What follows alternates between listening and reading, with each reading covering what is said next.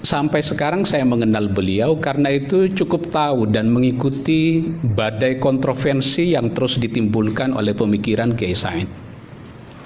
Yang menarik, pujian dan cacian kepada Kiai Said selalu datang di dalam satu tarikan nafas yang sama.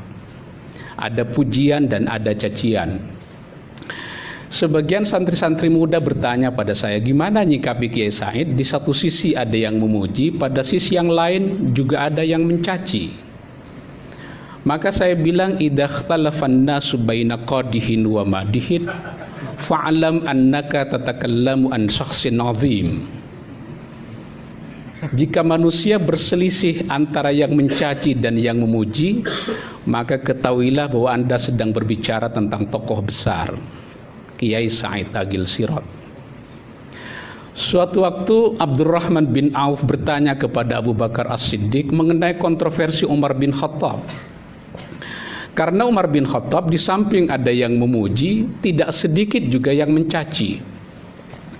Kata Abu Bakar As-Siddiq, la a'lamu anhu, saya tidak mengenalnya, illa anna batinahu khairun min zahirihi, kecuali batinnya lebih bagus daripada zahirnya. Ini cara pandang husnudzon yang menjadi etika dasar di kalangan para ulama, sehingga saling membuli mencaci di kalangan para ulama itu praktis tak banyak terjadi, kecuali di kalangan para ulama yang masuk ke dalam dunia politik praktis.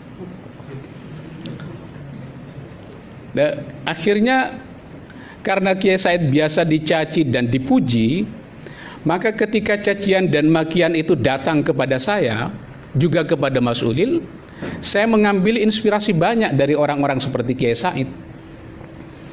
Kita tidak boleh berkata betapa besarnya pahala sabar kalau tidak pernah dicaci, kalau tidak pernah difitnah. Karena itu cacian dan makian adalah batu uji seberapa jauh kita itu sabar atau tidak.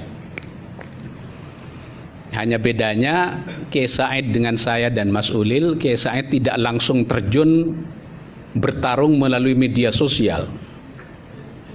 Main Twitter langsung, main Facebook langsung, main Instagram langsung. Sehingga badainya tidak langsung didengarkan oleh beliau, tidak langsung dibaca. Jadi ngebloknya bagaimana di Twitter, di Instagram, di Facebook dan lain-lain. Karena beliau tidak langsung mengikuti itu. Tapi cacian seperti itu sudah beliau terima sejak tahun 90-an ketika beliau pertama datang ke Indonesia. Dan seperti seniornya Kiai Said, Gus Dur sama juga. La yakhafuna laumata laim. Karena memang tidak ada manusia yang sempurna kecuali baginda Nabi. Karena itu ujian, cacian dan makian ditambah dengan pujian itu sesuatu yang biasa di dalam kehidupan yang fana ini. Itu biasa. Kiai Said ini pembimbing tesis saya. Dan ketika saya meminta nilai kepada beliau, beliau nanya gimana kalau nilainya 100. Saya bilang jangan ketinggian. Akhirnya saya nulis sendiri, nilainya 98.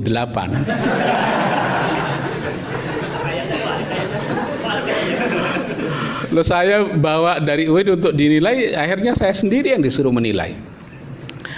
Kiai Said memperkenalkan pertama kali adalah pikiran-pikiran Junaid al-Baghdadi yang bukan hanya khuluqi amali, bukan hanya sunni, tapi juga falsafi. Dan saya dikutipkan disuruh mengkopi Rasailul Junaid al-Baghdadi, surat-surat Junaid al-Baghdadi yang masih dalam bentuk manuskrip. Akhirnya kata Kiai Said, buku ini dikopi, satu buat Anda, satu buat Cak Nur. Kalau begitu kata Kiai Said, di Indonesia ini hanya ada 3 orang yang punya Rasailul Junaid. Jadi Kiai Said, saya dan Cak Nur. Di buku itu saya baru mengetahui bahwa ternyata Junaid al-Baghdadi tidak seperti diduga sebagian orang yang tasawufnya hanya khuluqi amali, hanya sunni, tapi tasawuf Junaid al-Baghdadi itu juga mengandung unsur falsafi. Misalnya mengenai konsep yang ditulis oleh Junaid al-Baghdadi secara tidak langsung sudah bicara mengenai ittihad, bicara mengenai wahdatul wujud, bicara mengenai hulul. Tapi untuk publik umum, Junaid al-Baghdadi menggunakan tasawuf khuluqi amali. Sedangkan untuk tasawuf falsafinya untuk kalangan khawas, tidak dipublikasi kepada publik secara umum, tapi untuk orang-orang tertentu. Agak mirip sebenarnya dengan Al-Ghazali.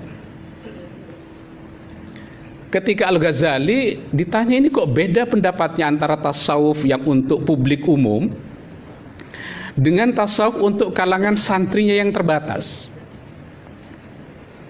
Apa jawaban Al-Ghazali di dalam kitab Al-Munqidh minadh-dhalal? Fakana ma kana mimma lastu adzkuruhu fadhunna khairan fala tas'al 'anil khabar. Biarlah yang lalu itu berlalu, yang terjadi itu terjadi saja. Fadhunna khairan, kamu berbaik sangka saja kepada saya, fala tas'al 'anil khabar, enggak usah nanya bagaimana. Itu etika dasar di dalam tasawuf adalah husnudzon itu. Berbaik sangka. Jadi hati tidak diisi dengan kedengkian, dengan hasud, dengan riya dan lain-lain. Ini gampang dikatakan, tapi susah untuk diamalkan. Karena khawatir saya masuk terlalu jauh kepada tasawuf falsafi, akhirnya Kiai Said meminta saya untuk mengkopi salah satu buku Al-Ghazali yang sangat kecil sekali, judulnya Asnaful Mawrurin, kelompok orang-orang yang tertipu. Ulama bisa tertipu, orang kaya bisa tertipu, ahli ibadah juga bisa tertipu.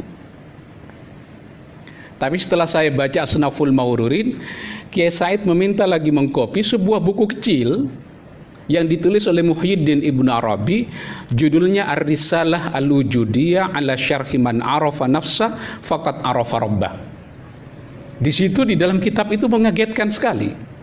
Kata Muhyiddin Ibnu Arabi, Allahu aqlun aqilun wa ma'kulun. Allahu khalqun khaliqun wa makhlukun. Ini bagaimana ini penjelasannya? Nah, ini nggak cukup, hanya 1 jam nggak cukup, membutuhkan elaborasi yang panjang.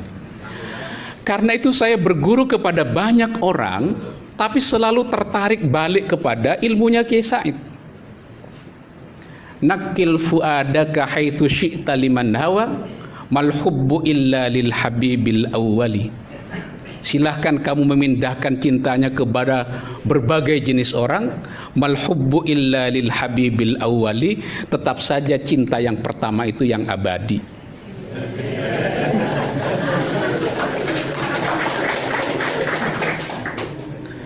Makanya saya dengan Kiai Said dekat tapi jauh. Saya dengan Mas Ulil kan sudah melanglang kemana-mana tuh, masuk ke dalam berbagai macam organisasi yang sangat kontroversial.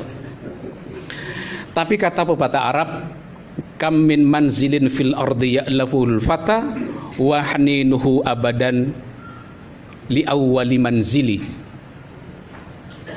Anak-anak muda ini sudah pindah rumah kemana-mana, tapi tetap saja endingnya kembalinya kepada Nahdlatul Ulama.